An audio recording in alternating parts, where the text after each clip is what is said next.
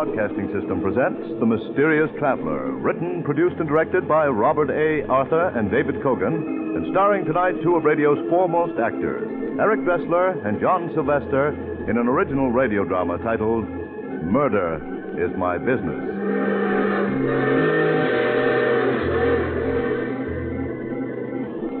This is The Mysterious Traveler, inviting you to join me on another journey into the realm of the strange and the terrifying. I hope you will enjoy the trip, and it will thrill you a little and chill you a little. So settle back, get a good grip on your nerves, and be comfortable, if you can.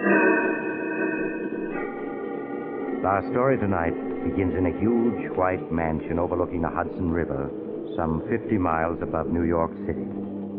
In a large, comfortable room, David Phillips, a slender, nervous man in his early 30s, is seated at a desk, typing.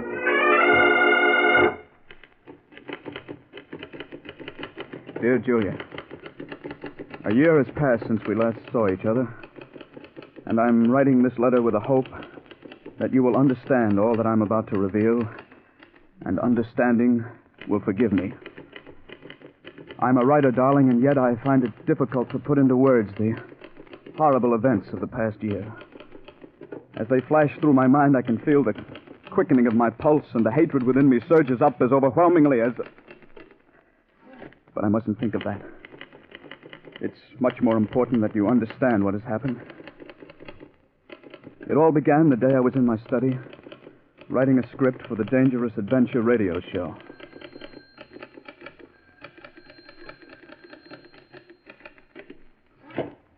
Darling, it's for you. Who is it? It's Basil King. Basil King. Dave, wait a minute. I want to talk to you. But, honey, Basil King, I can't keep him waiting. Yes, you can. Well, we'll talk fast.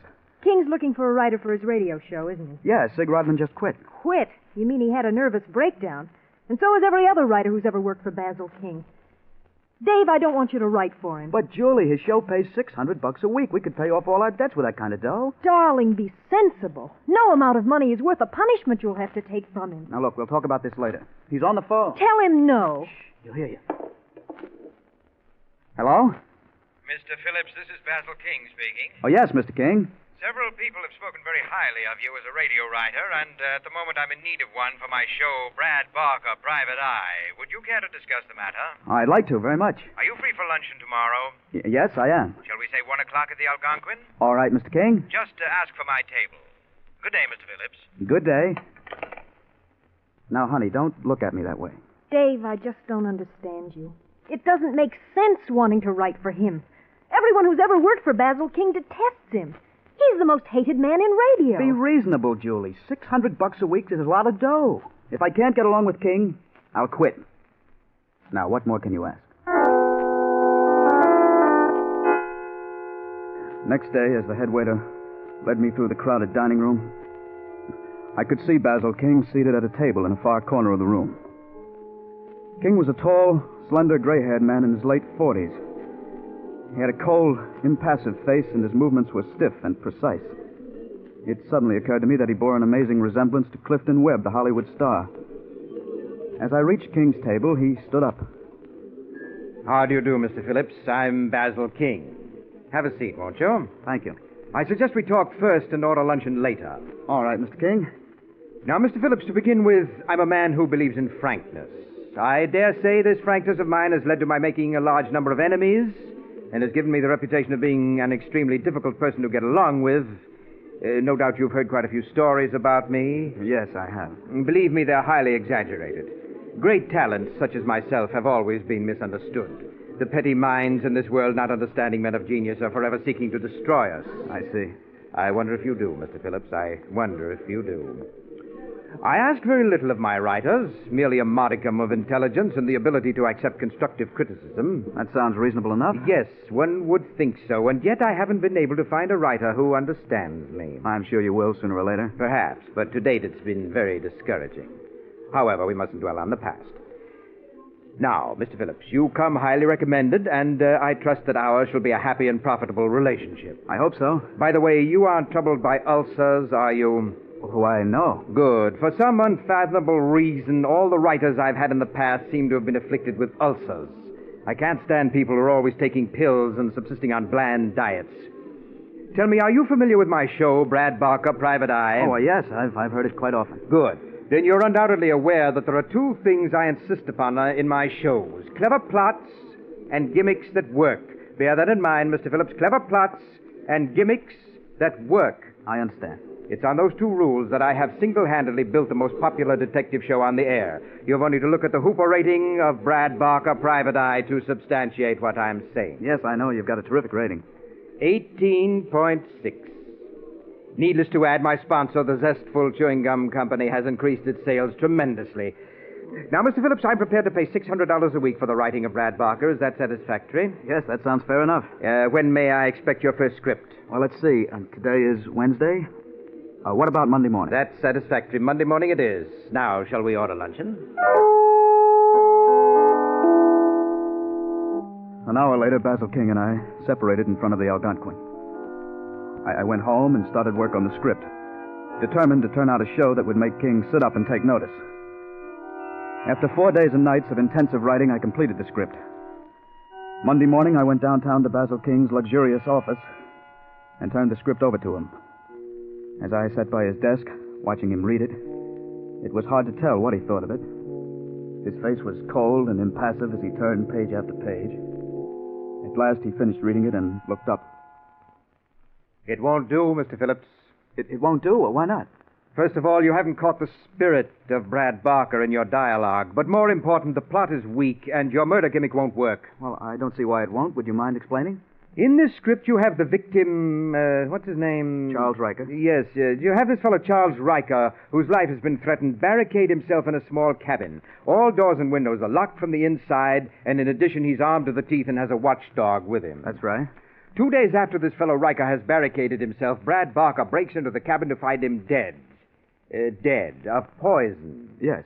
Your gimmick is that the murderer, unable to get at Riker, has tapped the water pipe which ran from the spring to the cabin and poisoned the water. Yes, well, what's wrong with that? My dear fellow, don't you think that when Riker drew a glass of water in the cabin, he'd have tasted the poison in the water? But I planted in the script that the poison was tasteless. Oh, you did? Well, nevertheless, it won't work. Oh, why not? It just doesn't ring true. I don't feel it. Why not? I wish you'd stop asking why not. It's obvious that I don't like your gimmick, and if I don't like it, 15 million radio listeners won't like it. If our relationship is to continue, you must learn to accept constructive criticism. After all, my dear fellow, you had merely to look at the rating of the show to realize that I am never wrong. Furthermore, I should like to point out that at no time...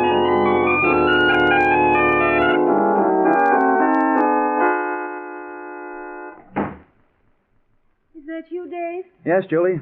How did King like your script? He didn't like it. That's putting it mildly. Oh, but that was a good script. One of the best you've ever done. That's what I thought. But Mr. King didn't. No wonder all his writers have nervous breakdowns. That man doesn't know what he wants. Well, I'll give it one more try. You mean you're still going to try to write for him? Now, honey, there's no use in giving up so soon. Maybe once I get to know King's likes and dislikes, it won't be so tough to write for him. Dave, I've never interfered before, but this is too much. I want you to call that egomaniac King up and tell him you're through. Julie, I can't. I told King that I'd turn in another script by Thursday. Oh, Dave. I promise you that if he doesn't like the second script, I'll give up. Now, that's fair enough, isn't it? For the next 3 days and nights, I sweated over a new script. As I worked out the plot and gimmick, I tried to anticipate Basil King's every possible objection. Early Thursday morning, I went downtown to King's office and turned the script over to him. As he sat reading it, I began thinking of what I would say to him if he turned the show down. I would tell him quite firmly that it was obvious I wasn't the man to write the Brad Barker show. At last, King finished reading the script and looked up. The plot, Mr. Phillips, isn't exactly new, and the dialogue needs rewriting here and there, but on the whole, it will do. You mean you like it? I wouldn't go so far as to say that I like it. Rather, let us say that it's acceptable. I trust, Mr. Phillips, that with time your scripts will improve. Good day. I left Basil King's office that morning convinced that I would succeed where other writers had failed. I felt it would be just a question of time until I learned the workings of King's mind. But then I discovered, as so many of my predecessors had, that Basil King's likes and dislikes were not constant from day to day. What he told you on Thursday didn't hold true on Friday. Weeks went by, and for every show that King accepted, he'd reject two. He would criticize every script from beginning to end, tearing it to bits relentlessly and coldly. Any questioning of his criticism would lead to his redoubling his attack. One week slipped into another, and with each passing week, my hatred for Basil King grew. Life became a nightmare of deadlines, of writing endlessly with one eye constantly on the clock. Darling, you just can't go on this way. You've got to quit. Julie, we've been over this a dozen times already. We need the $600 a week to pay off our debts. What good is that money if you have a nervous breakdown? Look at yourself. You've lost 15 pounds in these past weeks, and you're smoking 5 packs of cigarettes a day. Please, Julie, I've had all I can take today. Now, let's not talk about it anymore. You're not kidding me, Dave. The money is only part of it. It's your pride that won't let you quit. My pride? Yes. You can't stand the thought of quitting like the others did. You've got to prove that you're better than they are. That's enough. Well, it's the truth, isn't it? It's only your pig-headed pride that makes you go on when anyone with sense would quit. I said that's enough. Dave, we can't go on like this. What do you mean? I'm not going to stand around and watch you have a breakdown. You'll have to choose between Basil King and myself. Now, look, Julie, you're upset. You don't know what you're saying. I know perfectly well what I'm saying. I'm asking you to choose between Basil King and myself. Stop trying to intimidate me. I told you before I'm not quitting, and I meant it. All right, Dave. If that's the way you want it, I'm leaving. Well, go ahead. No one's stopping you. Basil King may be able to make you quit, but not me. You call it pride, okay. But I won't let a louse like him beat me. Somehow I'll get the better of him. You wait and see. Goodbye, Dave.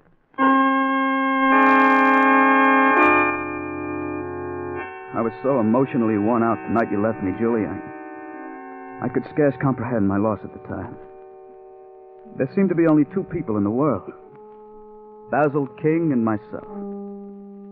As I traveled back and forth day after day between my typewriter and King's office, my hatred for him increased 100-fold. Feeling my hatred for him, King redoubled his sadistic attack, sensing that I was determined not to quit. The weeks slipped by, and the nightmare continued. King insisted that I come to all rehearsals of the show so that the cast, as he put it, might see the culprit who wrote the script. It was at a rehearsal that I first met Mr. Pearson, president of the Zestful Chewing Gum Company. He was sitting in the control room, watching with great respect as Basil King rehearsed the cast. No. My dear Miss Hunter, I assumed when I hired you that you were a radio actress. If I'm wrong, please enlighten me. What did I do that was wrong, Mr. King? I don't feel it.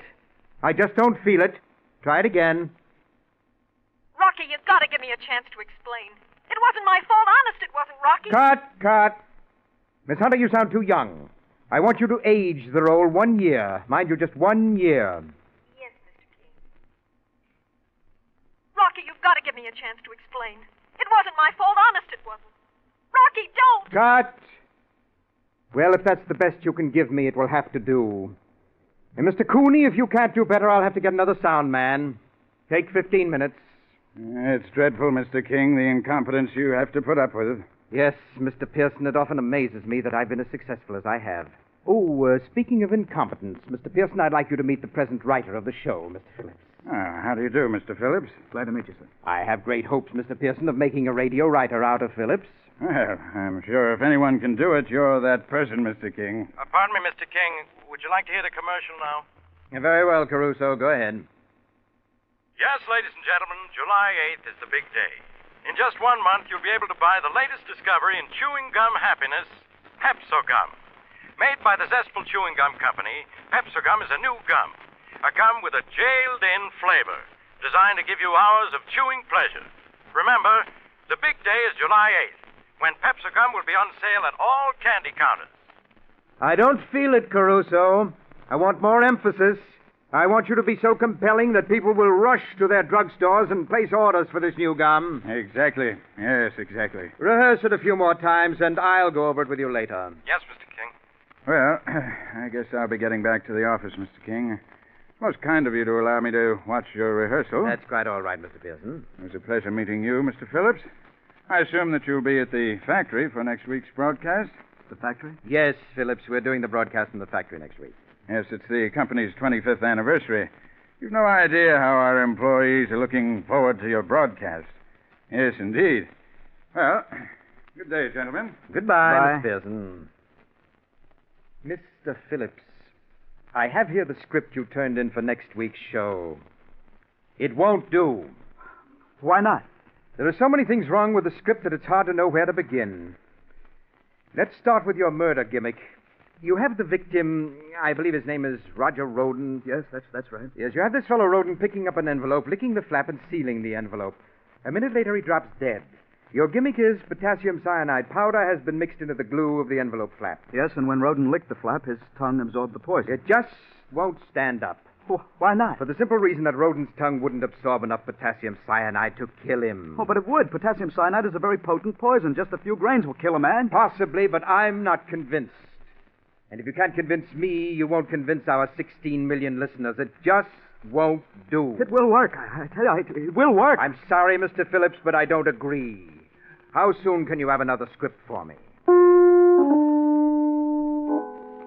It was at that moment I knew I was going to murder Basil King. Perhaps all along it had been there, buried in my subconscious. For the first time in weeks, my hands stopped trembling, and I was able to think clearly of all that had happened. I had allowed Basil King, a man who was a psychopathic case, to drag me down to his own level. And what was worse, I had lost Julie. My stupid pride had driven the one person I loved away from me. Basil King would pay for that. And all the anguish he'd caused so many people. I thought of King's rejection of my potassium cyanide gimmick. And suddenly it came to me how ironic it would be if his death were brought about by potassium cyanide. Yes, the great man, dying by a gimmick which he declared wouldn't work. Of course, I couldn't use the envelope flap, but there were other ways, and I would think of one. Well, that night, a plan began to form in my mind. A plan which was completed a week later as I was being shown through the Zestful chewing gum factory by Mr. Morris, the superintendent of the factory. I had no idea the factory was so large, Mr. Morris. We seem to have walked miles. I'm afraid your radio rider's just unused to walking. Probably ride in taxi cabs all the time. I guess you're right. Oh, what's this place? This is the shipping room. Oh. Well, that about completes the tour. I reckon you've seen just about everything. Say, all these boxes have Pepsi gum marked on the side of them. That's right. You're getting ready to distribute it all over the country? Yeah, you're going to start shipping next week. You know, I've heard so many announcements on the show about Pepsi gum that I'm curious. What's it taste like? Well, it's hard to say. It has sort of a sharp flavor. Sounds good. If you have any around, I'd like to taste it. Well, I'd like to give you some, Mr. Phillips, but the old man, Mr. Pearson, he's given out strict orders not to give any of it out. Reckon he's trying to keep it from the public till the last minute. Oh. But employees have tasted it, haven't they? Oh, sure. Well, Mr. Morris, you're looking at an employee right now. I do write radio shows for the company. Yeah, I guess you are an employee after all. I reckon I can give you a pack of Pepsi gum. There you are. Thanks. An attractive-looking pack of gum. Yeah, you got to catch the customer's eye if you want to sell gum. Well, what do you say if we go back to the auditorium? Fine. I've seen the whole factory, and I've got a pack of the new Pepsi gum. What more could I ask for? A few minutes later, I left Mr. Morris in the auditorium, where the great Basil King was rehearsing the cast for the show. I walked across the street to the inn where we were staying and went up to my room. There, I took the pack of Pepsi gum from my pocket and withdrew one of the 5 sticks of gum. I very carefully removed the wrapper, and then taking a dampened handkerchief, I wiped the candy powder off the stick of gum. It took but another minute to evenly sprinkle potassium cyanide powder over the wet stick of gum. In a very short time, the gum dried, and it was impossible to tell that the fine, powdery coating on it was a coating of death. I rewrapped the stick of gum and carefully inserted it in the center of the pack. When I arrived at the auditorium 10 minutes before airtime, the great man was relaxing in the control room. With him were Mr. Pearson and Bill, the broadcast engineer. Oh, there you are, Mr. Phillips. I was afraid you were going to miss the broadcast. Mr. Phillips may not be a good writer, but he is a punctual one, Mr. Pearson. Mr. King, you're a great one for banter. You have a ready wit. Thank you, Mr. Pearson. Look at that auditorium. Completely packed. I've never seen our employees so enthusiastic, and it's All due to you, Mr. King. I hope you'll say a few words to them after the broadcast. Why, I should be delighted to. Can you spare a minute, Mr. King? What is it? Do you remember that script I turned in a week ago with the potassium cyanide gimmick? You mean where the victim licked the envelope flap and was poisoned? Yes, I remember that deplorable script. What about it? Well, I was wondering, what if we were to switch the potassium cyanide to something else? Instead of the envelope, perhaps the cyanide might be sprinkled on a piece of candy or something like that. No. It would never work. I don't feel it. You really don't think it would, huh? Certainly not. Really, Mr. Phillips, you're showing less and less imagination from week to week. Well, I just thought I'd mention it. Hey, Mr. Phillips, that pack of gum you have, isn't that the new Pepsi gum? Yes, Mr. Pearson, that's right. But I gave strict orders that it wasn't to be given out. How did you get it? Yes, how did you get it? I found this pack in the shipping room. I hope you don't mind my having taken it. Well, no. After all, we are just one big family. You see, Mr. Pearson, I've heard so much about the new Pepsi gum that I was curious to find out what it tasted like. Well, what did you think of it? Well, I haven't tried it yet, but I guess this is as good a time as ever. Have a piece? Don't mind if I do. Thank you. What about you, Mr. King? No, thank you. You mean you aren't even curious to know what Mr. Pearson's new gum tastes like? Please, Mr. King, I'm very eager to know what you think of the flavor. I have great respect for your opinion. Very well, Mr. Pearson. Here you are, Mr. King. Thank you. I understand it has a sharp flavor, Mr. Pearson. Yes, but delightfully so. That's delicious. Well, I have a feeling that Pepsi gum is going to be a tremendous success. Go ahead, Mr. King. Put it in your mouth. I'm anxious to have your opinion. Yes. Yes. Well, certainly has a sharp taste. Oh, not that sharp. Keep chewing it. 1 minute to airtime, Mr. King. Thank you. I watched the great man, Basil King, chewing a stick of Pepsi gum. I knew that he found the flavor a bit sharp. And if Mr. Pearson hadn't been watching him, he would have spat it out. Yes, Mr. King didn't like the flavor, but with the sponsor looking on, he had to continue chewing. I watched the minute hand sweep around the clock. In 30 seconds, we would be on the air, and according to my calculations, Mr. King would keel over 15 seconds after we were on the air. Stand by. I'll give you the go-ahead, Mr. King. Very well. Coming up. Go ahead.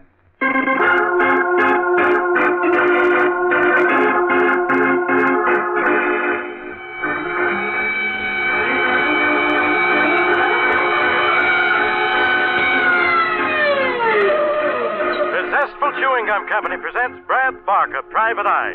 Conceived, produced, directed, and edited by Basil King. My dear fellow, the monitor is too high. That's it. Take it down. You engineers just don't know. Oh! My heart! Brad Mr. Barker, King, what's Private wrong? Eye. My heart! Quick, catch him. I've got him, Mr. Pearson. You'd better get a doctor. It looks like a heart attack. Yes, I'll get one immediately. Bill, turn down the monitor. Just do the best you can. Okay, Dave. You take care of him, and I'll take care of the show. And soon there will be a fresh flavor added to the zestful chewing gum King, family. can you hear me? Yes, get a doctor. Do you remember the potassium cyanide gimmick? Potassium cyanide. Yes. I just want you to know you're wrong. It does work. That's why you're dying. What? That stick of gum I gave you. It was covered with potassium cyanide powder. No, get a doctor. A doctor can't help you. You're going to die. Brad Barker, Private Eye. Poor Mr. King. Small, dingy office overlooking the harbor. On the door is a You letter. just forgot one thing. Waterfront Protective Association. Murder is my business.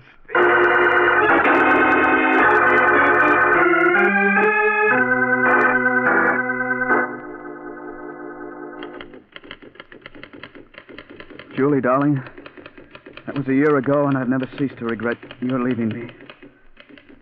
I'm writing this in the hope that you will find it in your heart to forgive me.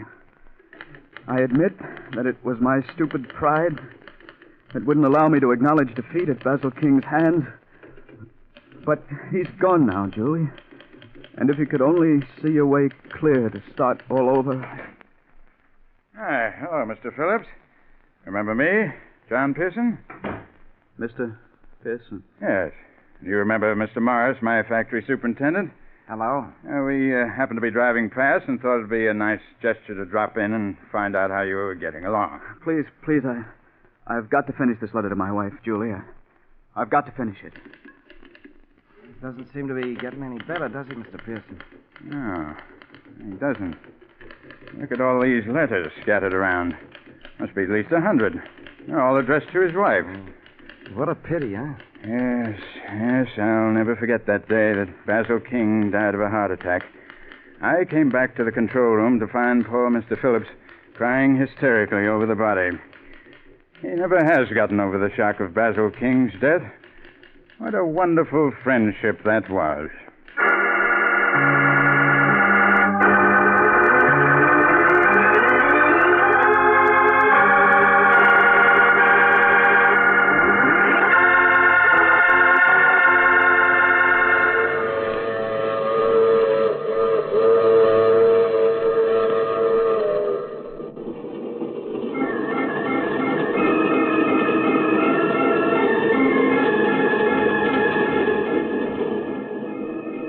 This is the Mysterious Traveler.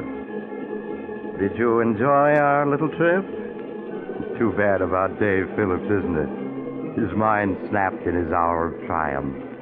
16 weeks of life with Basil King proved to be just too much for him, mentally. As Basil King used to say, being a radio writer calls for a weak mind.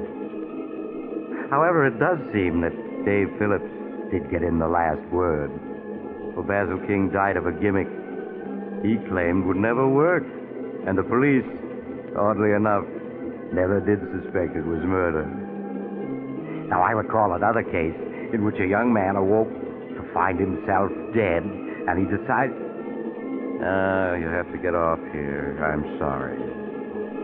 I'm sure we'll meet again. I take this same train every week at this same time.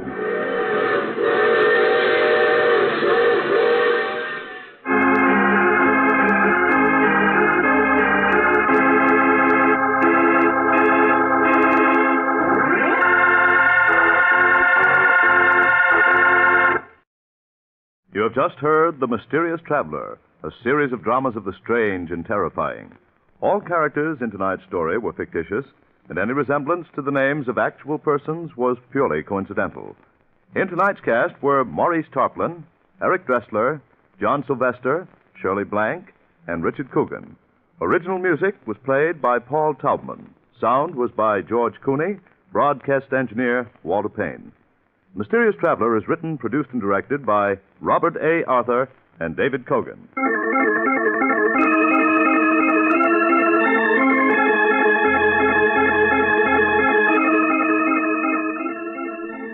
Listen next week to a tale titled Queen of the Cats. Another strange and suspenseful tale of the Mysterious Traveler.